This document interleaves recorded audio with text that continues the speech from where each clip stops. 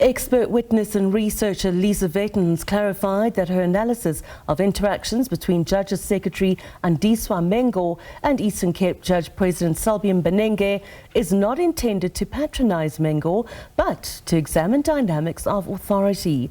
Vetten, who's worked in the field of gender-based violence since 1991, has cross-examined in the ongoing sexual harassment inquiry against Mbenenge, allegations he denies. She concluded that Mengo was not a willing participant in the exchanges, citing a clear power imbalance. Mbenenge's legal team argued that Vetten is biased and offers no value to the tribunal. Her cross-examination has now concluded. I think you're misinterpreting what I mean when I say childlike. And I repeat again that I'm talking about a position in relation to the judge. I'm not talking about somebody who's actually a child, should be thought of as a child. It's more like positions of authority. Yes, no. It's not about people's mental capacity. It's not about their abilities. It's about the degree of respect or deference you are expected to show somebody when you are positioned in a particular role. It's not that that person is a child and you treat them as a child. SABC News reporter Canny Maphanga is at the tribunal and joins us live. Good afternoon, Canny. Now, the cross-examination of Lisa Vetten has concluded and she has been accused of bias. Tell us more about this. Indeed, good afternoon to you and to the viewers. I think that is at the heart of this sexual harassment probe, this landmark probe, which is the complexities of an issue like this in the workplace. And I think that was laid bare through the cross-examination of researcher Lisa Vetten, who has been tasked with explaining or detailing the nuances of sexual harassment in the workplace, and of course referencing it back to the engagements between the Judges Secretary Andiswa Mengo and the Judge President, the Eastern Cape Judge President, Selby Mbenenge. Now, for the viewers that are not familiar with this particular case, this is a complaint by the Junior Judges Secretary alleging that she was sexually harassed in the form of in-person interaction and electronic communication between June 2021 and November 2022. Of course, this is an allegation that the Judge President denies. At the heart of the evidence-in-chief and cross-examination of Lisa Vetten is to explain the nuances surrounding sexual harassment in the workplace, because this is not a black or white issue, particularly with many women in the workplace, but of course Andiswa Mengo, because in these interactions, of course, there are some that are in dispute, but they are that the pair agree to, and there has been a perceived response towards the way these messages are conducted. So with the case of Andiswa Mengo and the Judge President, there isn't always an explicit no.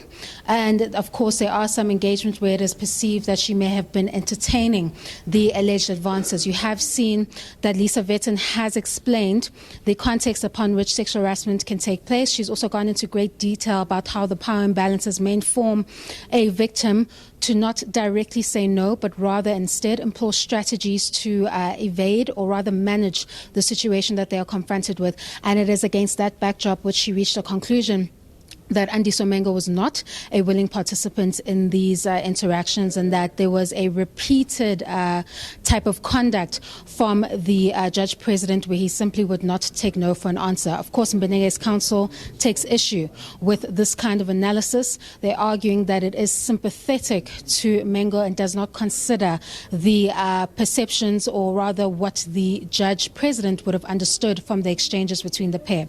An example is that while she analyzed text messages such as the request for intimacy from the Judge President to the Judges Secretary, we've seen that she analyzed it to show that it is a repeated type of conduct from the Judge President, and that Andiswa Mengo would have evaded it by using a strategy. So she didn't send the picture, but she engaged in the conversation to avoid sending the picture, and that was a strategy that she used to manage the situation. But Mbenenge's counsel is saying that that text message brought to the tribunal in her analysis is all fine and well, but certain text messages are omitted.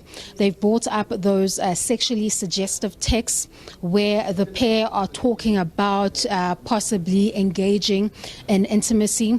They've asked her to analyze those, and Mbenenge's counsel took issue with her analysis, stating that it seeks to paint Andiswa Mengo, who they described as a woman with agency, as one of a childlike figure who doesn't have, or rather is fearful of authority in the face of it. But we've seen that Mbenenge's counsel is not accepting this expert analysis, stating that it's one-sided, it's not objective. They've raised the question of bias. They've stated that it strips Andiswa Mengo of her agency when you look at it from a certain particular lens, instead of understanding her conduct to be what it is explicitly in the text. But once again, that speaks to the nuances of sexual harassment in the workplace that Lisa Vetten continues to try to explain, is that you don't approach it from a surface level analysis, but you look at the various interactions through the context and the patterns that they present to the tribunal. Canny, and then what is to follow after the evidence leader closes her case?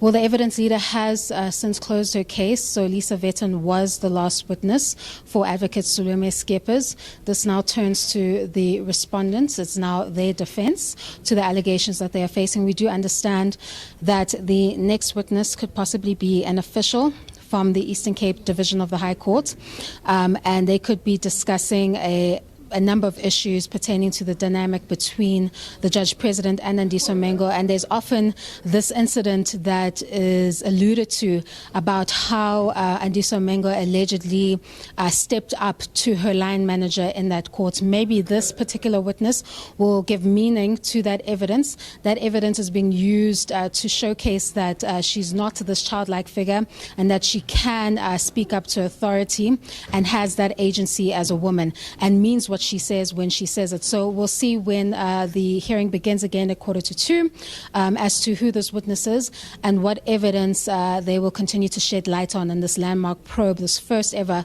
landmark probe in the judiciary, which seeks to establish whether there was sexual harassment allegedly on the part of the Judge President to his junior judge's secretary, Andiswa Mengo.